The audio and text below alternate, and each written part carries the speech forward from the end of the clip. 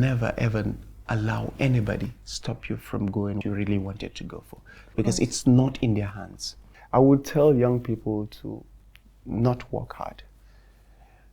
Why? Because I think it's actually destructive, it's damaging. They rather should start working right. You need to work right.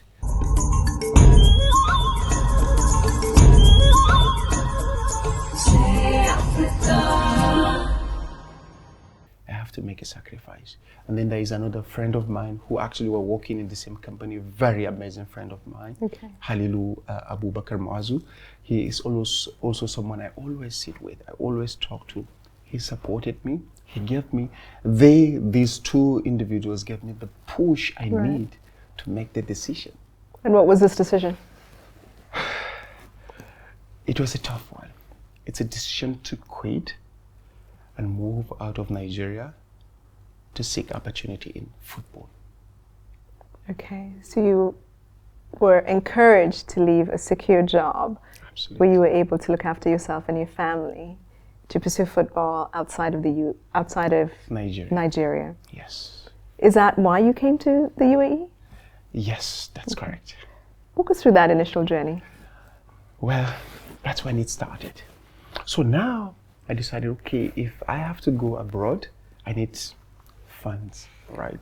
Then I started saving and then keep looking out for opportunities. So they're trying to do my research, which place is the best for me to go, considering the fact that I'm a bit older and I haven't been practicing.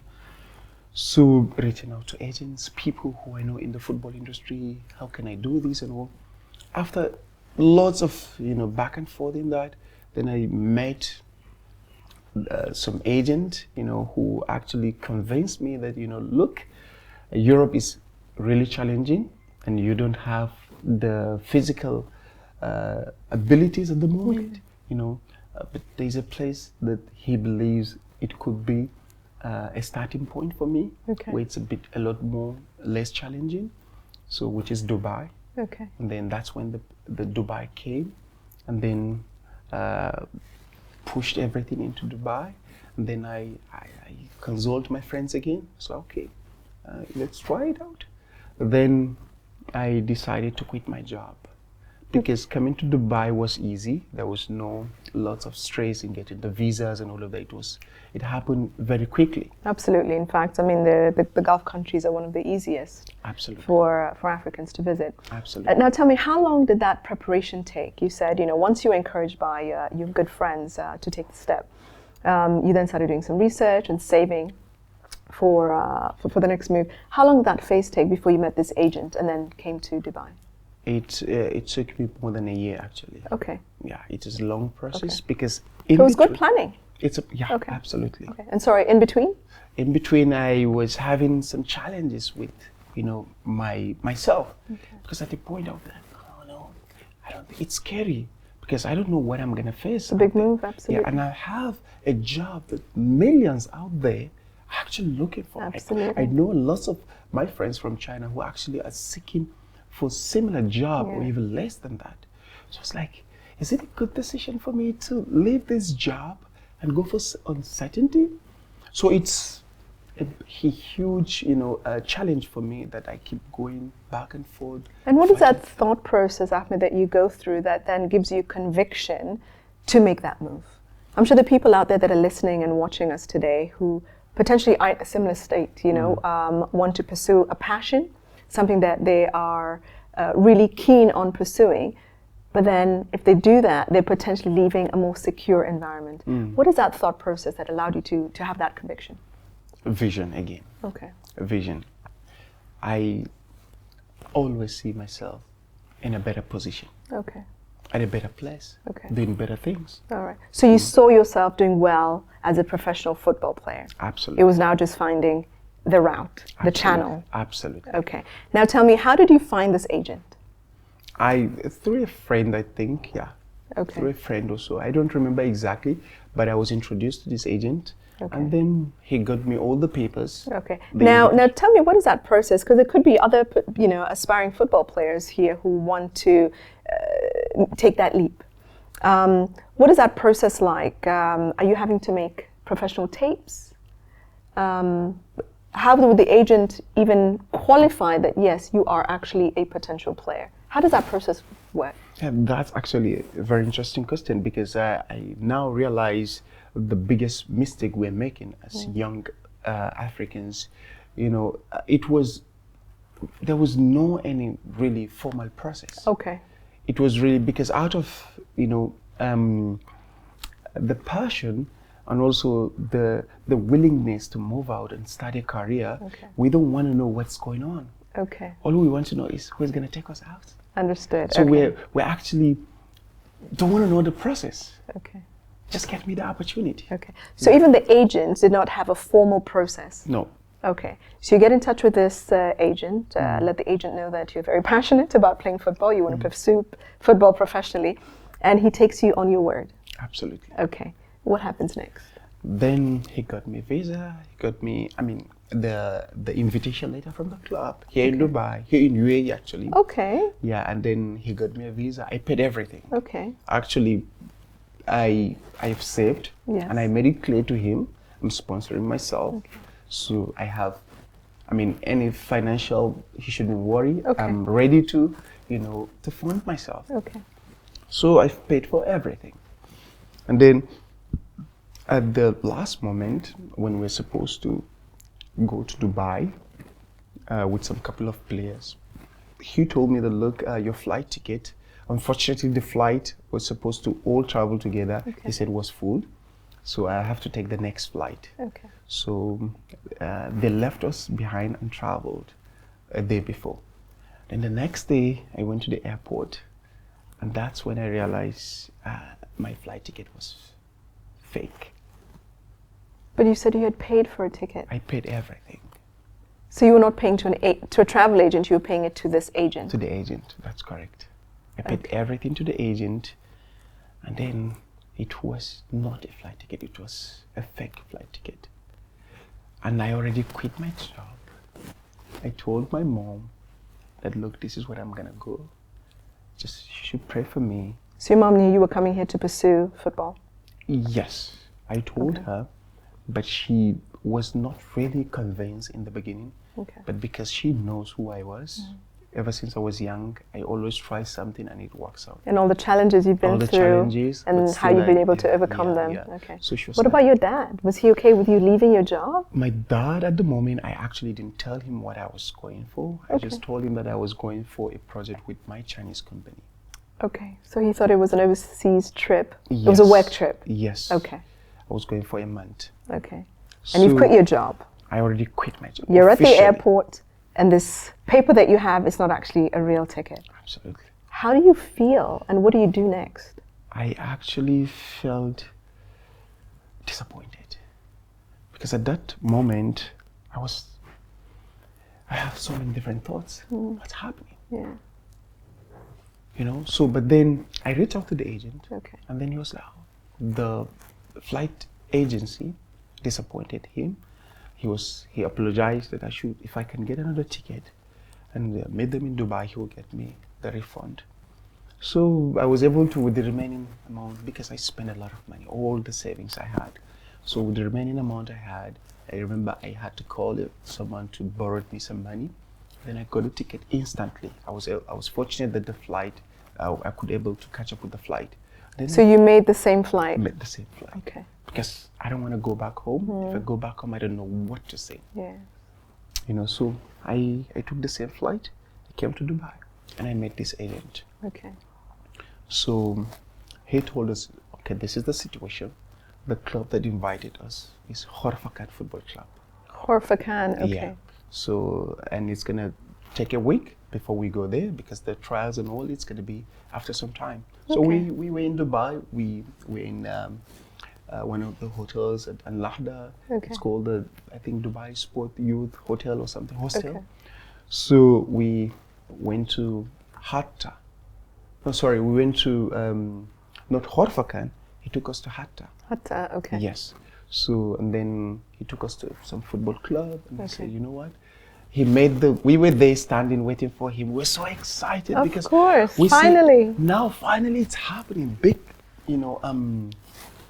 stadium with the facilities, football players, coaches, and all of that. I was like, yes, my dream is happening. So he went to meet with the management and all the coaches. And then we went back to the hotel telling us that, you know what, look, now everything's set. They said, it was on Wednesday, I remember, if I remember clearly. What month?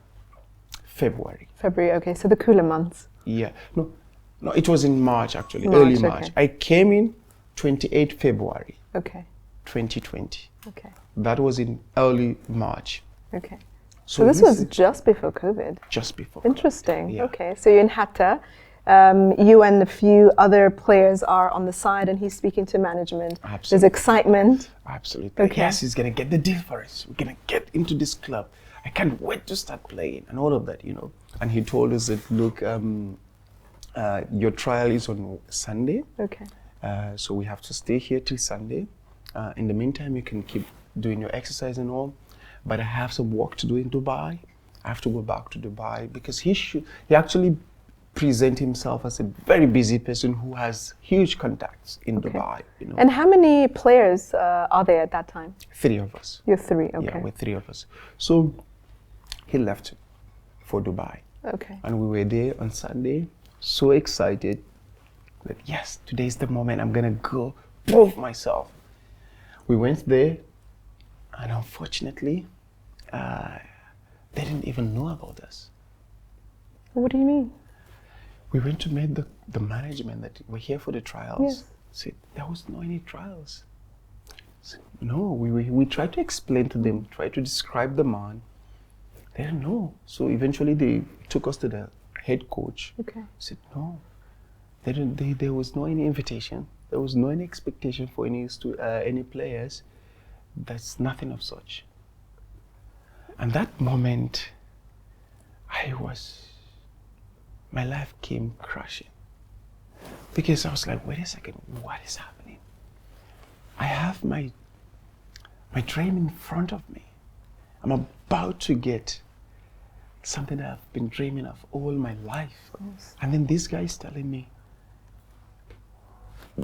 he doesn't know about us. I refused to believe it at that point. Then there was some African, he found out about us, he came to us, and he told us what's happening. We told him the situation. And he said, oh my God, if I knew, I would have told you earlier that no, this is all fake. So it was a scam. It was a scam. It was a scam, and he told us about it, that this man actually used to bring people here, drop them, and run away. So this wasn't the first time? This wasn't his first time. So I still decided not to believe it because I have this thing of trusting people. Right. So I picked up a call, and I called this man. Unfortunately, he was on his way back to Nigeria. I lost control of myself. I could not believe it because I quit my job. I spent all my money. I promised my mom that I was going to do better. I told my dad I was going for a walk with my company. And now I'm here in the middle of nowhere without knowing anybody, and that's it. With nothing. I went back to the hotel that night without knowing myself, without knowing what's going on in my head. Ahmed, that's devastating. It's the biggest moment in my life that I felt like taking my life because I don't want to disappoint my mom. Yeah. I don't know what to do. So, I'm sorry. Not at all. I don't know what to do. So I was like, let me go back to Dubai quick and meet this guy. I was really furious. I gave him everything, all my money. I was left with, even when we were in Dubai, actually I was paying for everything. he realized, he knew I was working, right? He knew I had money. So he's taking money from me with the hope that he will give me all my money back after everything is. And when you say he was taking your money, taking it for what? For food, for accommodation. I was So you were paying for all of this? all of it. Unbelievable. It breaks my heart. You know, so. And how old were you at the time? It was 2020. I went back to Dubai because now I need to figure out what's going on. I was left with a couple of 100 dirhams. Okay. Now, how old are you at this time? 2020, I was, I think, 30 years old. 30? Yeah. Okay. So I came back to Dubai. I had a friend who I was in China with, Okay. Hassan Jibril, a very amazing person. And I called him and I told him, Hassan, this is my situation. I need help because I don't know where to go. I don't know Dubai. That was my first time. I had no place to go. I had not enough money. I need help. So I was actually, yeah, like you said, cashless. I was homeless. But one thing I will never forget is I was never hopeless. Even in that moment, I was devastated. I was angry. I cried. I cried, literally. But I keep telling myself, look, hold on. It's not the end of the world. So he picked me up. He took me to his apartment. Fortunately, he was living with his cousin brother in one-room apartment.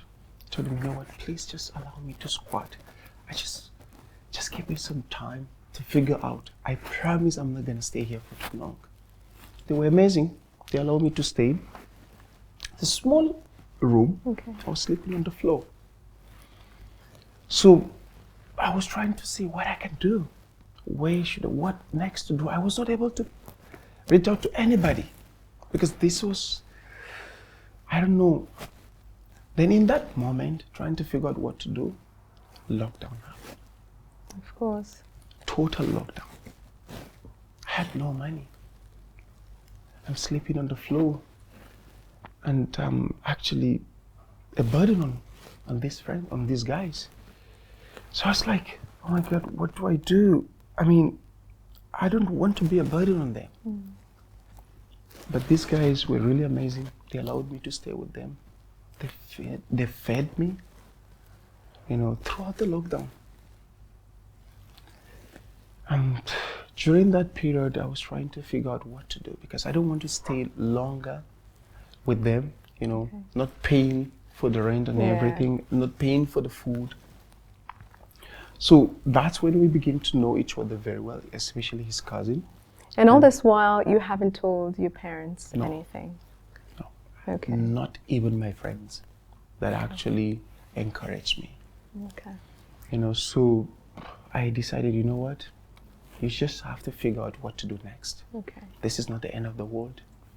So I started reaching out, make my CV. I was from the oil and gas industry, right? So I decided to start applying. This is an also oil and gas country. Started applying for jobs right after COVID. Okay. When COVID ended, then I started, you know what? I need to look for opportunities because I can't stay here without any support, without any job, and I can't be with them for any longer, you know. So and then your visa as well. Yep. That's when I realized I was having 1 month visa instead of 3 month visa I paid him. I paid for a 3 month visa. He didn't give me my flight ticket. He gave me 1 month visa. And you thought you paid for 3 months? Took all of my money. So I decided, that's when I started trying, okay, what can I do? But eventually, this is a country of tolerance with leaders who actually care not just for their citizens, but even the residents. They extended the visa periods. Yes, so I know a lot of people benefited from that relief period. Absolutely. So I started going out. Okay. I don't have money, right? So I walk around Al Nahda, going to football clubs, wherever I can find football facility, trying to, find opportunity for myself, and at the same time, sending out my CVs for job opportunities. Okay. So I also was playing with some kids in the neighborhood in Al-Lahda too. And then eventually I built a bond with these kids. We used to play in the evenings because it was COVID time, so the kids don't go to school. They study from home. Homeschooling, right. So we play on the street, and eventually these kids found me worthy of emulating, because they see my skills and all. They were like, how do you learn all of these things? We like how you play. So then 2 kids approached me towards the end of June, and they told me, can you please, from July our vacation will start, can you start teaching us football? We want to improve our football skills. Of course. So I was so excited, and then 1st July I will never forget. It's the first day we started going to play, to practice with these boys. Okay.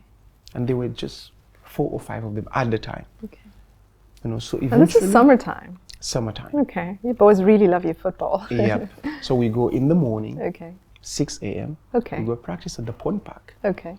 So the number keeps growing, because in the evening all the kids come around. Okay. So the other kids get to know that we're going for morning practice. Okay. So the number keeps growing, and it was exciting. We go have fun, spend time together. Okay. And these it are keeps all growing. neighborhood children. Neighborhood. Okay. Yeah. So it started growing. Kids started picking up interest.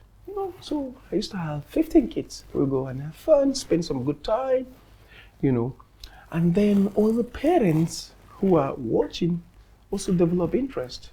And then there was this amazing woman who approached me, told me, are you a football coach? I said, no, I'm not a football coach. I'm a football player, but I'm friends with these boys, so I'm just practicing with them.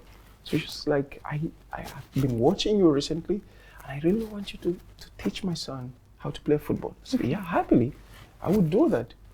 So I started taking her child as well with his other friends. So Ahmed, who is this man? He's an amazing man from India. His name is Mr. Geidam, and he is someone who just, I don't understand. At first I refused to believe. For me, looking at my journey, the times I got cheated and all from people I trust. Now a complete stranger coming to me, offering this to me, I found it as a scam. I mean, a form of scam. Of course. I was like, no way. And he told me that he's gonna do that for me as a loan, non-interest loan. Then I pay him back. I was like, no. I refused to take it. I was like, no, I don't think I'm in that position for this. Okay. Then he told me, you know what? Go think about it. Whenever you're interested, let me know. I couldn't believe it. I went back to my friend. I told him, look, this is what is happening, and I'm scared. I don't want to get in trouble. Now I want to pay my fine. At the time, I don't really know this country. Of course. And I'm scared to get into another trouble, because right now I'm scared. I don't have visas, and I don't have anything. So you're already in a very delicate space. Absolutely. Yeah. So my friend, we actually studied the situation. Okay. And we realized that there's no any, issue as such around it. If he truly offers to do this for you, then you can go ahead and have an agreement. Okay. So after long thoughts, and I was like, okay, let me give it a try. I went back to him and told him, you know what, I'm ready to accept it. Okay. But on one condition, that we should write it down and sign and all. Okay. He told me, look, Ahmed, I'm doing this to help you. So I'm not going into any formal agreement and all. I'm going to do this for you. Whenever you are able to pay me, you can pay me back. In fact, in case you can't, it's okay. I mean, I've gone through a lot in my life, but this actually really touched me. I could not believe it. Why? Because during that period, I remember there was some Indian families who are actually reluctant in allowing their kids to come to me. What do you mean? Yeah, because I'm a Nigerian. Okay. And there's this perception about Nigerians about committing crimes and doing all kinds of, bad things. So I remember there was this person who was telling me that his mom actually told him to stay away from us, that we're Nigerians and all of that. So I know the perception within that community.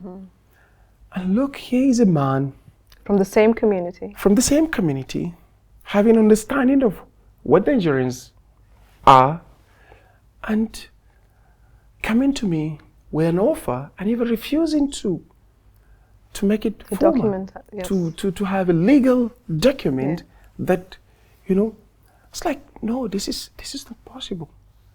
That's an incredible, incredible offer, I'll tell you that. I've been living here for almost 2 decades now, and Wow. I've yet to encounter somebody willing to put finances out in such a manner and say we don't need a contract. Absolutely. It's incredible. That actually is something that I still do not believe.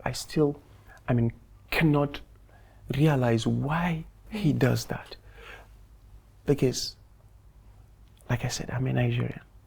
I could, So I went on. I said, okay, let's do it.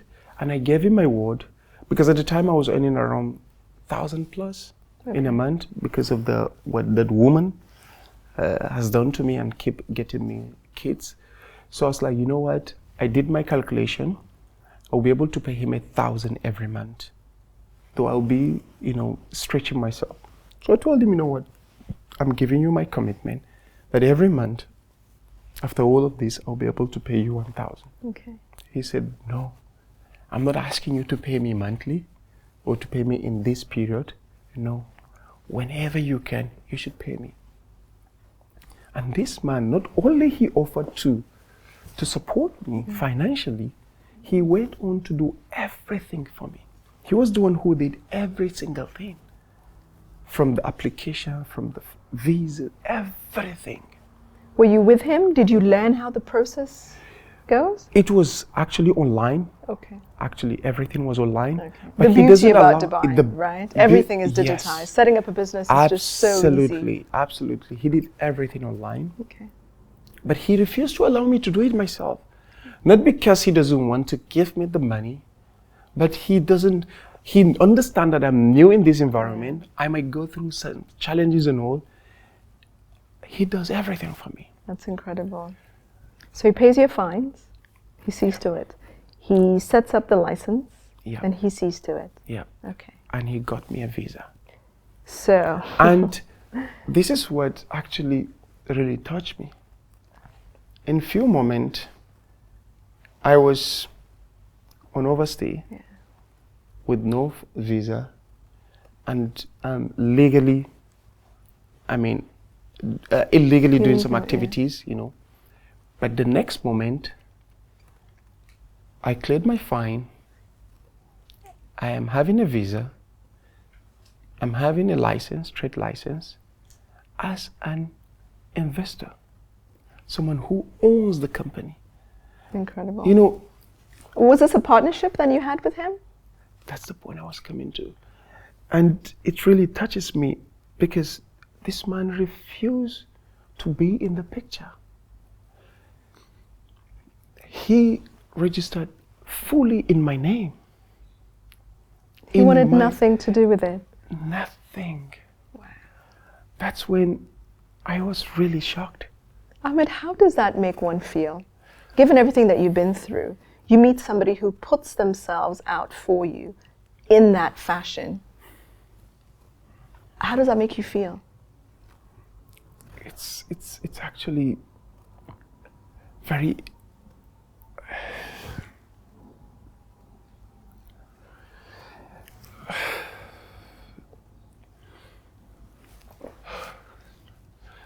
it's something I've never received in my life.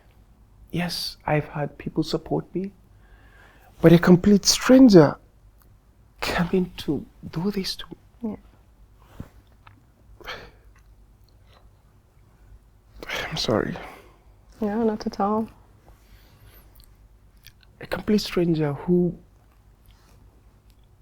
Doesn't know you anything. Doesn't know anything about me. I don't know, I mean, it changes my life. It changes the way I think, and there's so much goodness in the world. And I think, unfortunately, this isn't highlighted enough. And your story truly instills the belief in humanity. And especially given the world went through so much collectively. You know, I think COVID touched and affected everyone, from wealthy developed nations to undeveloped nations and everything in between, to leaders of the world, to our struggling communities. Everybody was touched in one way or another, including yourself. absolutely. But goodness still prevailed. You know, the thing that actually changed my life the most is not just about the support he gave me, but the realization of my vision. And what even my friend told me, that look, if you take this decision, it's like you're taking a step towards growth. Okay. Better way of, you know, supporting your family. And guess what? It happened. I found myself later on in a situation where I'm supporting my family much more than I was when I was in Nigeria. And not only that, I found myself in a position where I'm making families proud. Incredible. I had some family who, the parents reached out to me and told me that, Ahmed, thank you for what you've been doing for my son. Since ever my son started coming to academy, he started becoming a better person. Wallahi lazim. I've had so many parents who wrote to me that what you have been doing has impacted the lives of their children. The power of football, huh? I mean, what that made me realize is we're now building a community Right. that actually impact the lives of children. And what happened is, if not for the support that this man gave me, because I was planning to stop it, I was planning to just get my visa and go back to my country. Yes, of course. Because I wasn't able to get anything. So, but now, immediately after he got me the visa and I got the license, subhanallah, it started growing. The number increases. I see exponential growth. In 1 month, the income increases. That's when I was like, oh my God, now I have a purpose. That's when I decided I'm not going after football again, being a professional. This is also in football, and I found passion and joy in doing this. Okay. And I was like, this is my calling. And I spent time with these kids. I found myself in a situation where kids coming to me to talk to me and seek advice from me. So you're not just a coach on the field, but also off the field. Absolutely. Now, Ahmed, how many students did you have initially? Say in that first season, month, or maybe first 3 months. Just to give us an understanding of how many After students. taking the license Yes. and all, it grew over 50. 50 students. That's when I realized I can't do it alone. 50 students, Ahmed. Did you have a website? Were you No. marketing? Did you have No. salespeople? Nope, nothing. Amazing. do The not- power of community. I don't have a team even. It's a one-man Show. show. And the power of community, of course. Absolutely. That And- started with a simple hand up, or maybe not so simple, creating not just impact in your life, but the life of your students as well. Absolutely. Okay, walk us through the journey. And And tell me, at this time now, are you still staying with Hassan in the one bedroom on the floor? no, actually, eventually we shifted from that particular room. Okay. We shifted to another place. We shifted to Sharjah actually at the time because that's when I started earning and I started paying for my rent. So now you're contributing. Yes, I started paying for the rent. I started buying food and supporting, with the little I have. Did that make you feel good? Absolutely. I was so proud, and even at the moment, I don't know there is anything I can do to pay not just Hassan and his cousin, but everyone in my journey. Okay. Ahmed, if they were here today, and hopefully they will listen to this, what would your message be to them? What would you say to them? Hassan, his cousin, Halilu, my friends. All of these people that have been instrumental in the journey. One thing I know for a certain is they are real, genuine people. One thing I know. I would tell them this to their face, that they are real, genuine people. Because, especially in this world, to find someone who would truly be there for you, advise you, encourage you, support you financially, it's difficult. So one thing I would tell them is, I wish I can pay them. But Ahmed, your resilience to keep going and the achievements that you've achieved to date, don't you feel that that is repayment? I really can't pay them because what they have done to me, I always think about this. I always think of how really, wallahi lazim from my heart, always think of how to pay them back. But there's nothing I can do that is worth what they have done to me. They shaped my life. They helped me navigate through. Absolutely. You have no idea, absolutely no idea what they've done to me.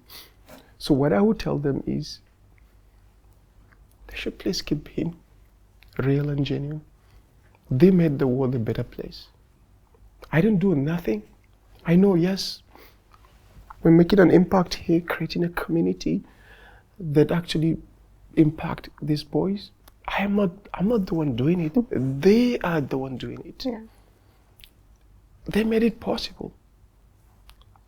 I don't want to be identified with this. I always, when I get the opportunity, I always say that it's not me, the people behind me who made it possible. I'm just a portion of this. The front man. But there's a real power, force, energy, love behind you, Ahmed. Now, I'm sure running a business, Ahmed, is not always easy. It's not a straight line. Yeah. And I'm pretty sure that there must have been challenges that you faced. Do you want to share some of these challenges? Yes, absolutely. I mean, coming from the engineering background, I have no idea what business is.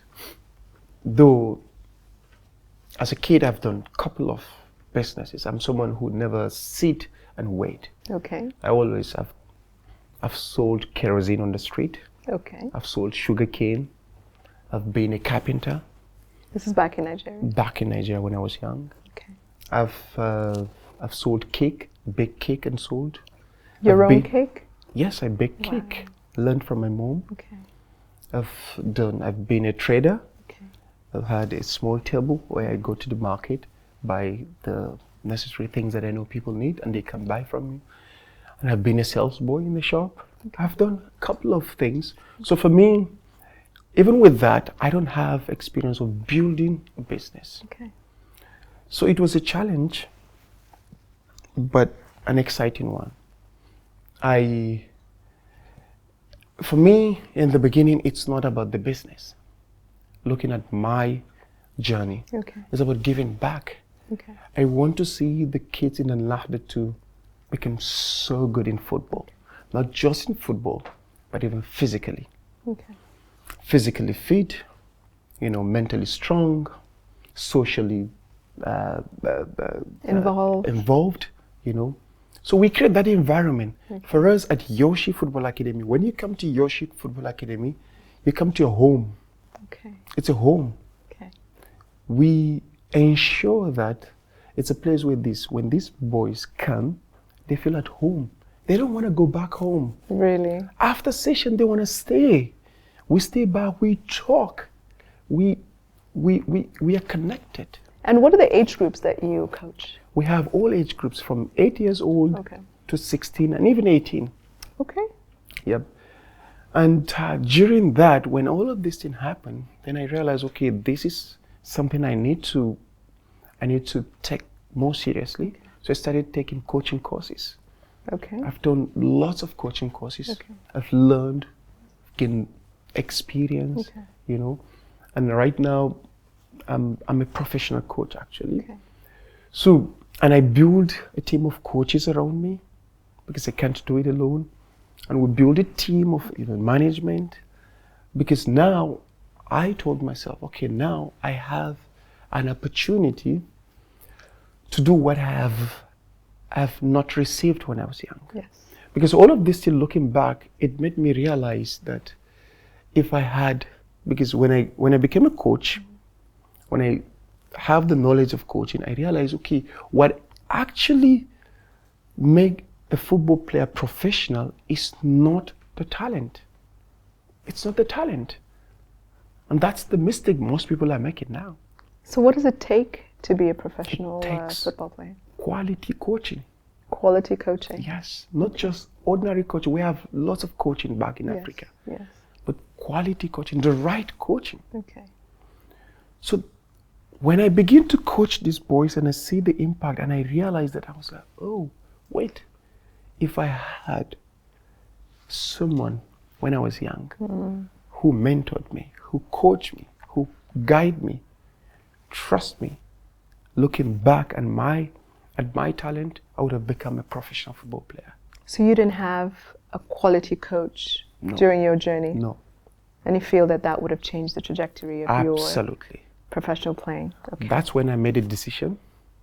I'm going to ensure I play a part in the lives of young talent to become professionals. Okay. Because I understand what it takes now to become professional. Okay. Technically, tactically, even commercially. Okay. You know, so this is our task in Yoshi now. We are going to give back by building champions. Okay. By building, talent. Okay. And for that reason, last year, we decided to host a summer camp in Nigeria. Okay. And the reason for that was to create awareness, to break that perspective that young people have. Both the players, the parents, even the coaches in Africa. Everyone focus on scouting opportunity. Okay. Yes, you see a talented football player, everyone focus on get him a scouting opportunity, he will make it. And they are forgetting the most important part. Which is what? Which is developing the talent. Okay. Developing this child, this player. Because there's this powerful saying that success, for you to be successful, you have to have the formula of preparation plus opportunity. Right. That's when you become successful. So in this case, they only focus on the opportunity, which is the scouting program. Okay. For scouts to see them and pick them. They leave the preparation part, which is the coaching part. Okay. And I did that also. Every young African did that. We only focus on the opportunity. Okay. So now, with that understanding, we said, okay, let's go back and tell them, look, forget about the opportunity. It's not in your control. What is in your control is the preparation. Okay. You need to be developed. You need to improve. Okay. And we are coming to develop you. Okay. So you had this summer camp. How many children attended the summer camp? Unfortunately, because everyone is only after scouting program. So even when we put the word out, we had over 200 people reach out to us. They want to participate. But thinking it's a But scouting. Exactly.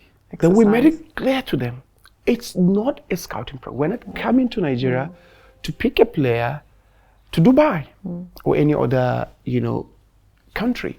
We're coming to conduct a summer camp that would actually allow you to realize what you really need to do before the scouting opportunity. Because I personally know some amazing, talented players who have even gone to Europe, but they came back. I keep asking, we know they're talented. Why are they not making it? Then I realize there are some elements, especially in the modern football, they don't have, which it only comes with the coaching, right and quality coaching. Understood. So very few see that and joined us in the summer camp. We had about 25 players only, Okay. out of over 200 applicants. Again, sometimes it's about It's a huge quality, success. not For us, it's a quantity. huge success. It doesn't matter. For us, our goal, it doesn't matter the number. It's what matters is the impact, even if it's one person. And as I speak to you, we still have some of them reaching out to us, seeking for more of our services, what we have done to them last year. So it was a huge impact and it was a success for us. Amazing. Now, Ahmed, sure that running a business is not a straight line. Can you share with the audience perhaps some of the challenges that you've faced and how you've been able to overcome them? Well, yeah, that's very interesting because I came from an engineering background, so it's challenging for me. Though it started as not as a business, but when it keeps growing, we realize, okay, now we need to take it as a business. So I begin to learn the business aspect. Some of the challenges is actually, the customer, or in our case, the client, player, parent, whatever relation. Okay. I found it really difficult on how to actually sell, the services we provide, and communicate in the best possible way. Okay. To communicate to the parents or the players in that regard. So it has been a challenge, but over the time, I was able to realize, okay, there is actually a certain, way in business that you communicate. Okay. Not just, So it has been a challenge, but I was able to have, a big support from my team who are coming from a business background. Okay. And now we're building on that and also learning, taking business courses and improving myself, on the business aspect of it. Because again, we need to ensure that we do not leave the business aspect out of it. Absolutely. Yeah. And what advice would you have for, the community watching today who are potentially looking to pursue success in the UAE? Well, what I would say is, first and foremost, UAE is a country that is full of possibilities. For me, regardless of the few countries I've traveled, I think there is no country today on earth Right.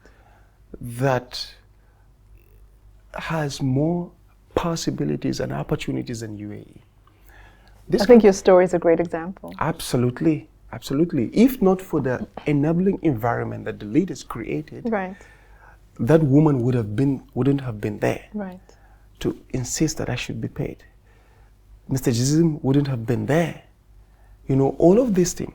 So it's a country that, provides you with everything you need.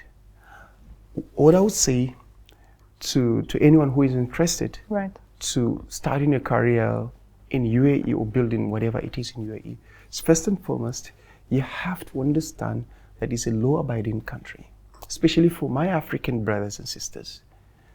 You cannot cheat your way to success in this country. Absolutely. And it's a lot more easier to be successful when you follow the due process. Absolutely. Some people are making mistakes, thinking that, okay, this The is South Africa. shortcuts, Yeah, illegal ways, exactly.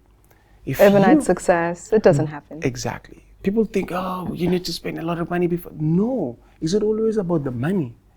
I understand my story is different, right? But I know a couple of people who started from nothing also, with nothing, but they were able to build, a business of their own. Okay. So it all depends on understanding that, doing what is right, building a network.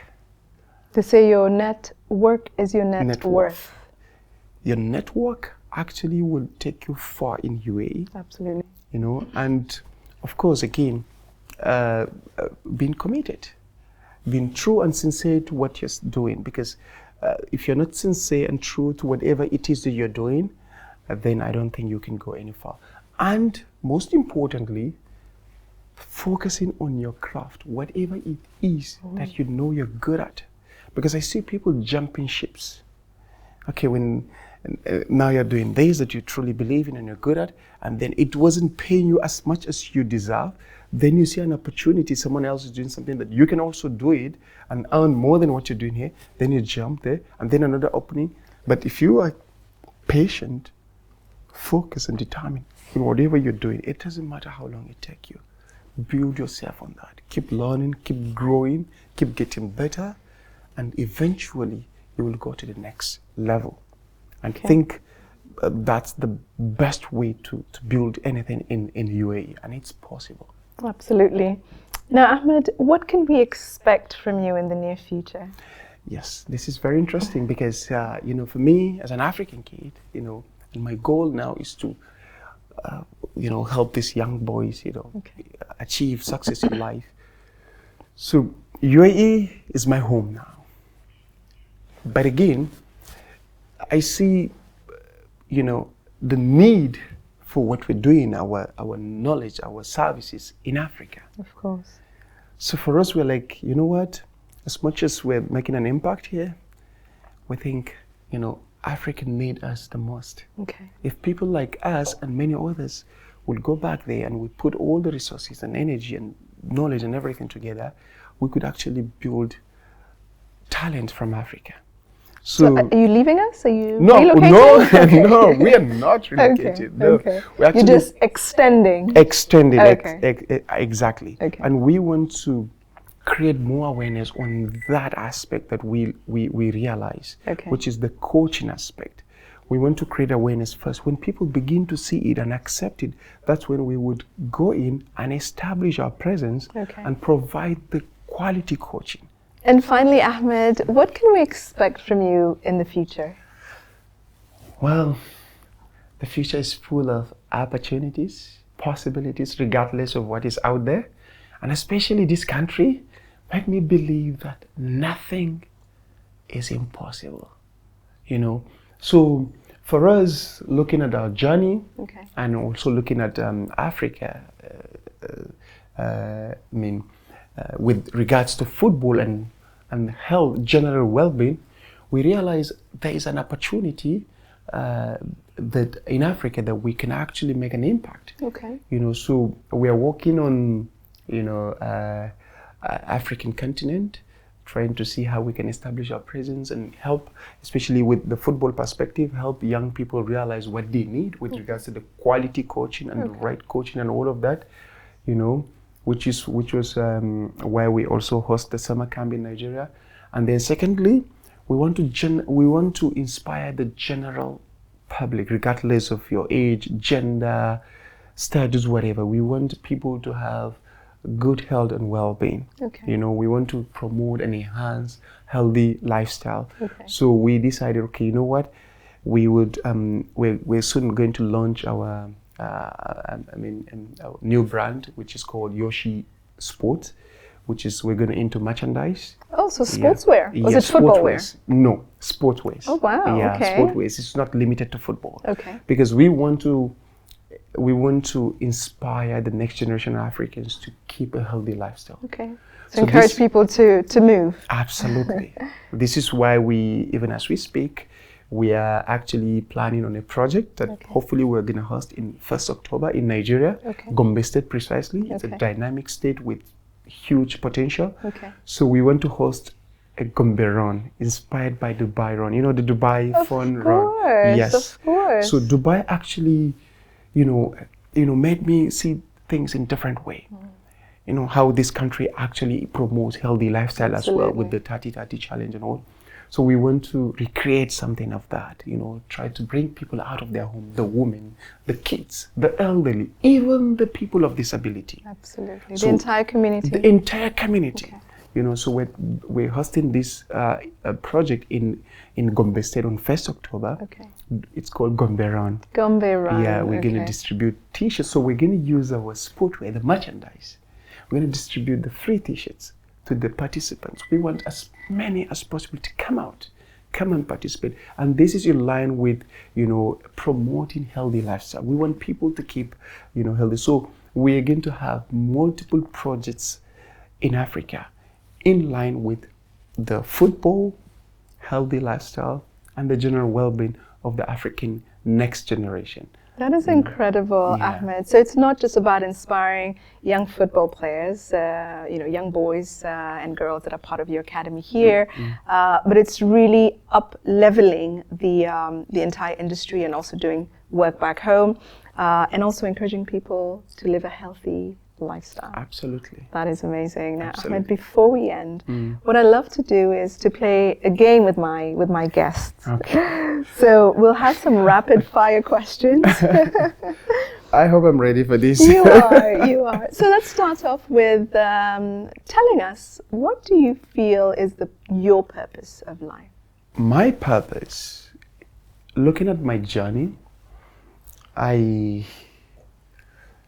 realized that every single human being is here. It's not here on his own. So even from our birth, we had a support, you know. So for me, what I realize is we need each other. We need one another. Okay. There wouldn't be a community or a society without people coming together. So my purpose is connecting people, bringing people together, realizing that we need one another. And for me, I want to leave this world with the mark of, you know, enhancing healthy lifestyle and bringing people, connecting people to live in harmony, in peace, you know, and of course, enjoying healthy lifestyle. So for me, that's my purpose. Okay. Now let's lighten things up a little bit and let's see how well you know football. So you come from Nigeria. Do you remember how many times Nigeria has won the Africa Cup of Nations? I think 3 times. 3 times, that's correct. Now lastly, tell me, which country is best known for this famous slogan? Good people, great nation. Good people, great nation. Is it in Africa? Yes. Nigeria? It is Nigeria. And tell me, which country would best suit this slogan, Ahmed? Impossible is nothing. Of course, UAE. UAE. Of course. Wonderful. So Ahmed, what advice would you have for young people watching us today? Well, the advice I would have for young people is, I think they should stop working hard. Stop working hard? Yes, it's surprising. I know. When I tell people, they don't believe it. I would tell young people to not work hard. Why? Because I think it's actually destructive. It's damaging. They rather should start working right. You need to work right. What does that mean? Thank you for that question. Actually, it means when people say work hard, people do all kinds of things to just make it without realizing whether or not it's right. Stepping on people's toes, Exactly. essentially taking shortcuts. Yeah, but when you say work right, you would be able to know when to take a rest. You're able to know when to actually do exercise with regards to football now. You'll be able to know the right people, who are the people I need to connect with, I need to network with. You will be able to understand that you need to have a purpose. The reason why I say this, some people work hard just to show off, you know, and generally it affects so many people. It affects me personally. When I was working hard, I thought Then when I realized that, okay, I need to walk right, I need to understand what do I need to do. Right. I need the right knowledge. I need the right information. I need the right mentor. Right. I need the right exercise. So I think we should change that to walking right instead of working hard. That's one advice I would tell the young people watching this. So you've heard it here from Ahmed. Stop working hard, start working right. That's correct. Now you've shown us that impossible is really nothing, Ahmed, and it's been, such a pleasure having you today. And for those of you listening, watching us today, if you've enjoyed the episode today and you have not subscribed, I would urge you to subscribe. And if there's any guest that you wish for us to have, then please put it down on the comments. And thank you so much for being with us today. Say Africa.